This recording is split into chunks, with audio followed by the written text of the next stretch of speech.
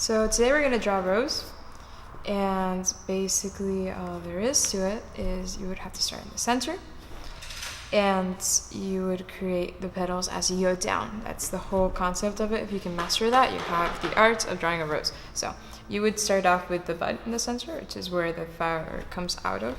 There you go.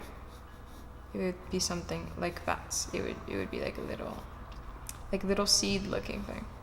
You might also want to create a little line here in order to depict that there's more than one petal being involved in this little scenario here. And that's the center of your rose is the most important part. If you have that, you pretty much have everything else. Everything else is super, super easy. It's a little pea size. It's going to be a little bit triangular. You want to round it out to the sides.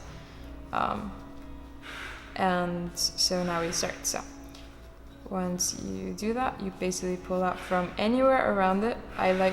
For this circumstance, I'm pulling out from out here. And I'm gonna basically create a petal around it like so. Now, when I create this petal, I'm curving it like this because I want to show that there is a little bit more here. I want to show the underside of it so that it's more three-dimensional and it's less static. So that's the first part. It's basically just that's would be your first petal, and they're gonna get progressively bigger as you keep going. So here you could do that, and then you could also do this. Your POV is gonna be, your point of view is gonna be coming from here. So you want to create the bottom part would have more of these little folds, and the top part would just show you the top parts of the flower, of the petals. So then you're gonna get progressively bigger. And let me fix that, let me change that. So basically, you want to pay attention to the shape of your petals because there are some petals that are rose shaped. For example, like that was too triangular and I had already done a triangular one here. So I want to vary that as much as possible.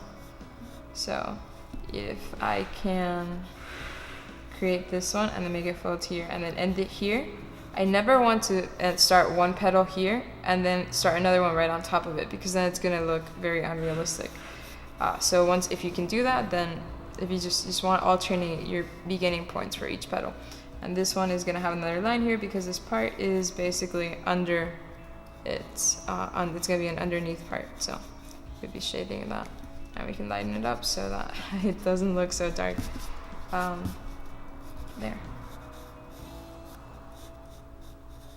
Because remember to keep your lines as light as possible, especially if you're going to color afterwards. But for shading, even itself alone, is also very important for you to keep your lines very light, because otherwise every single corner that you make is going to look like it's really, really deep into the picture. And no, that's not always necessarily true. We're going to clean this off right here. Keep your lines thin. So now this petal, we're going to bring it around here. And we also want to give it a little bit of an irregular shape. You never want to keep the petals, give them a really standard shape. That just kind of messes things up a little. It looks very artificial. So there you go. Now what we do is that we put another one here. I generally want to give them the shape. Now I decided to make my petals increase a lot, very, very much in size every time that I go around. But you can make them as little increase as possible, and if you make this a little bit smaller, it would be fantastic. Again, you want to remember to keep these regular shapes because there are no straight lines in nature and there are no perfect curves. So there we go. And then we just create another one. You want to make it as jiggly as possible. These little peaks are a little bit important because when the flower blooms, some of the things fall and it goes a little bit unevenly. So this part, because the flower doesn't have the structure to keep this petal entirely stiff on top, it's going to be a little bit hard for it to be a straight curve. So these little peaks are very important. Let me correct that right there. Okay, so there we go. And you just want to continue this whole scenario right here. It's also how you draw cabbage if you're interested in drawing cabbages. So you would do that. And this would be, and now because I realized that I ended up making my rose very upwards looking, this doesn't really make as much sense anymore. So I'm gonna erase it, and I'm gonna make it a little bit, one, smaller, and two, it's gonna point a little bit forward. Like imagine that this tip goes like this. And I still wanted to point a little bit more forward. Before it was pointing very much here. It was like this, it was like a straight thing, but I want to show a little bit more of this side. And that's totally fine right now. Oops. Right now, we can, the round that you make it, the more upwards turning it seems like it is.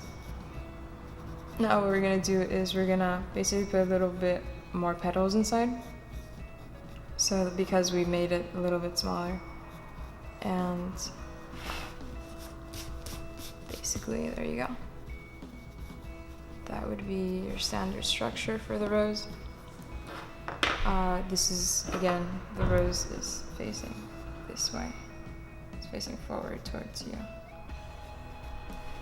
Meaning that you're holding it like this. This would be the rose, right? So we're seeing it from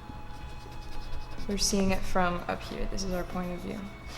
So that's why it's so round. Otherwise, we would see something a little bit more inclined downwards or inclined upwards.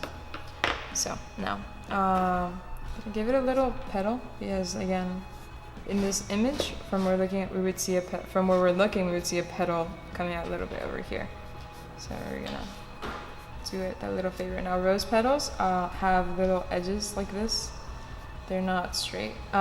Rose leaves, I'm sorry. They're not straight, they have little edges. And I guess that's part of what gives it that little sharper look.